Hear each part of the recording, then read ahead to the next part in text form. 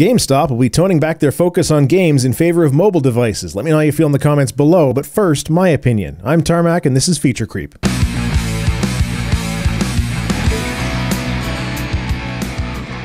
I've seen a fair bit of complaining about the recent GameStop issue, and so it seemed a good topic to discuss. This news came from a presentation at GameStop's 2014 Investor Day, where CEO Paul Raines announced that they will be closing between 120 and 130 stores and shifting their focus to include tablets and phones.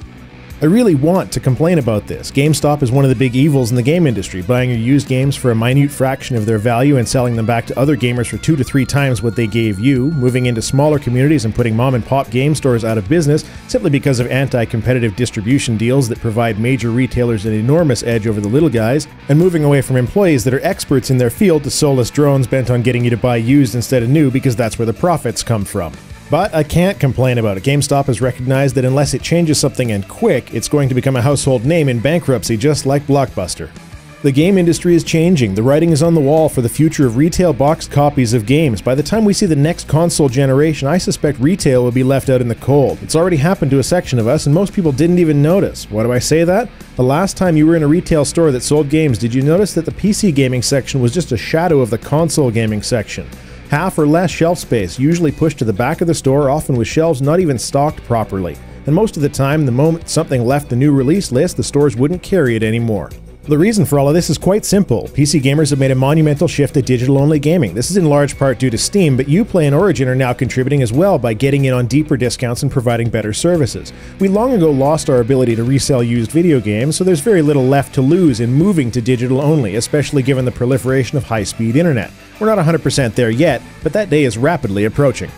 A good portion of the console market almost lost that same battle with the Xbox One. Microsoft thought that the market was ready to move on, and they were wrong, for now. The generation of online-only gamers is growing up, though. Another 5 years, and those who will have known nothing but battle tags, mobile games, and microtransactions will be more than happy to not have to deal with going into a store to buy their games.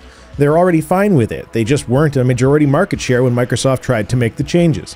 So GameStop has shown that it's at least aware of the impending doom of the current business model. It would be too late to change if they waited until it actually occurs, so in lieu of that, the only way to compete with digital is to sell the hardware. Unfortunately, they're creating a catch-22. The less store space that GameStop dedicates to video games, whether by closing physical stores or the space within stores that stay open, the fewer games will be available. The fewer games that are available will simply push more people to online only. I imagine that a common sentiment in the backroom meetings of GameStop executives are terrified conversations about how they're in essence forced to help kill retail gaming. And if this mobile gaming hardware thing doesn't work out for them, well, maybe add some more t-shirts and then start selling iPods and perhaps another poster rack. Before long, GameStop will be HMV, a dinosaur of consumerist garbage that was unable to, despite its best efforts, cope with technology. They need to get on making their Impulse digital store a real competitor, rather than just selling Steam keys. I'm not holding my breath though. It's entirely possible that GameStop simply can't survive this one.